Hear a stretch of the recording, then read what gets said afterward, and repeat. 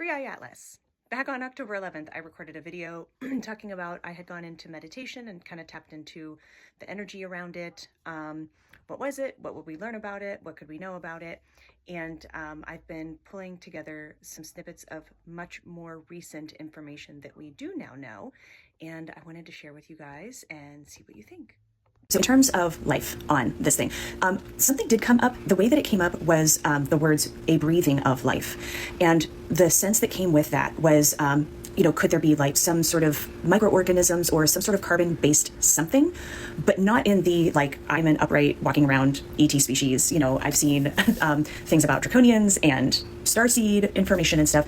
And there is nothing coming up for me that feels for that to be true. However, what it did do, besides the, breathing of life, carbon-based, or, I almost feel like, is every life form carbon-based? Do we find that maybe there's something else that's just happening? So anyway, it feels almost as if there's anything related to like other, ET, interdimensional, multidimensional, planetary star system species of beings of any kind, it's more that this particular comet or rock or whatever it is has come from a place in our universe, that it's not far from that, or it's broken from a piece of something that had that. So like a tie back to species of a sort, but not that anything's living on it. Additionally, we just got new information from the OSIRIS-REx mission, which basically was an impact on asteroid Bennu, and we gathered samples and brought them back to Earth. This is a B-type asteroid, and now we have found all the main building blocks of life from that asteroid. There is glucose, you have all the nucleotides, amino acids, even like briny mixtures and water, all that's been found on asteroid Bennu. That news just dropped. And, well, asteroid Bennu is quite similar to 3i Atlas. In fact, these compounds they find on B-type asteroids are much more enriched in D-type asteroids, which are similar in their spectral characteristics to 3i Atlas. And also, there are carbonaceous chondrites. These are CR carbonaceous chondrites, a very specific type, which seem to really be similar in their characteristics to 3i Atlas and how they first formed basically outside the protoplanetary disk, remaining effectively like an untouched specimen of the early formation of the solar system. They have very similar characteristics to 3i Atlas, and they're very rare, these CR chondrites. And, well, they're also super enriched in organics. So as 3i Atlas has gone closer to the sun, it has built this magnetism inherently from the production of magnetite through these catalytic processes. And there's evidence that, of course, 3i Atlas has a lot of nickel and iron, and well, these CR chondrites also have a higher nickel-iron ratio, and that provides a catalytic substrate for these sort of reactions, which then produce organic compounds. So we have 3i Atlas hurtling through the solar system, containing probably, we can't say for certain without in situ measurements, but based off of everything surrounding it that we know, almost certainly containing all the ingredients necessary for life as we know it, and it will be passing close to the Earth on the 19th of December. So that was the first part about, whether or not there was life, because I did not feel that there were, functioning, upright ETs. It was not a mothership, et cetera, et cetera. I still don't believe that to be the case. The second part has to do with another point that had come up in my meditation about the speed. Now, I had not known at that time that the speed was, in fact, I believe maybe the fastest that has ever been recorded, but there was something a little extra interesting that came up about it. That came up, I actually have not seen this, and I may go look it up. I don't know if anybody in the comments knows. The speed was like highly notable. The speed felt, but I don't know if it's, been reported that the speed of this thing is more than what our scientists are used to seeing for something of a comet or something of an interplanetary kind of, but the speed felt notable. I don't know if there's something that we already know about for that. So not only was the speed in and of itself notable, but the increase in acceleration that it had when it reached and passed perihelion was notable and unexpected.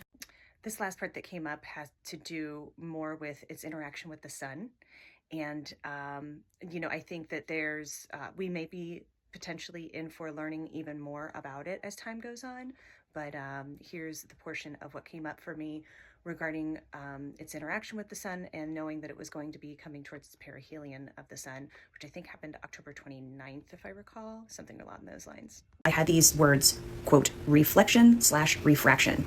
And what that felt like was, as this thing passes Earth and moves in towards the sun, there was something that felt like the reflection and or refraction of, I'm not exactly sure, the sun's rays, the solar winds, CMEs, something of that nature that we may experience here on our planet that felt like two possibilities that I feel like could be an and. One, those of us who are very sensitive to the energies of, CMEs and solar winds and solar flares and things of that nature, when the Schumann's kind of going off and auroras are happening, a lot of us who are very energetically sensitive may experience, what we might call symptoms. Some people call it awakening or ascension symptoms. But people may feel different kind of symptomology. And the ones that felt like that they came up the most was nausea and anxiety type chest flutters. That we may feel similar things, but there's almost something like we wouldn't necessarily feel it immediately. Like whatever day, even if you went and looked up that this is the day that it's expected to pass Earth, or we know it's passing Earth, there felt like it almost might be a slight delay because of refraction. I don't know. But then secondarily, I wouldn't be entirely surprised to see it reported that scientists actually end up measuring something as like some sort of refraction off of this from solar activity.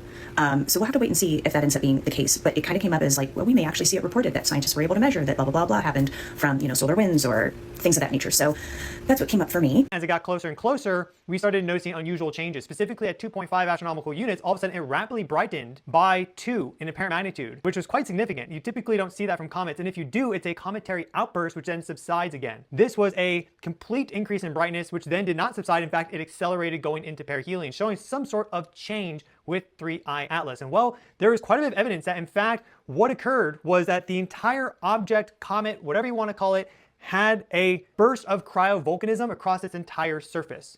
And what I find so interesting about this is that all of our information that we've gathered on 3I Atlas, in addition to a lot of information that we gathered on other celestial objects like trans-Newtonian objects, the different asteroids in the asteroid belt, centaurs, and more, they've helped us to kind of understand what 3I Atlas is and how it's evolving and the unique properties of 3I Atlas. Because at that transition of 2.5 astronomical units where it brightened dramatically, that's indicative of there being catalytic processes that were active, allowing for this rapid brightening, the cryovolcanism, right? This sublimation of ice straight to water and water vapor. And when you have that, you actually develop magnetite crystals. It's interacting with our solar system in energetic ways. We saw 3 big coronal mass ejections launch back to back to back directly to 3I Atlas. So it is short-circuiting the sun due to its close proximity, due to its large size. That is the bigger story here. And so how did I do? What do you think?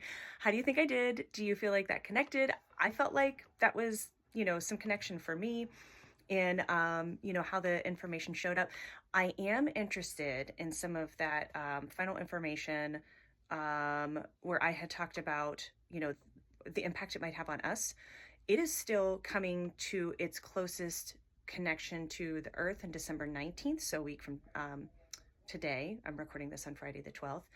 And then we're supposed to pass through its prior trajectory in like the March-April timeframe. So we'll have to kind of hold back and see what happens then. But it's interesting to see, if we'll learn more information by that time, the scientists will have more for us and what we might experience at that time. So let me know how you think I did.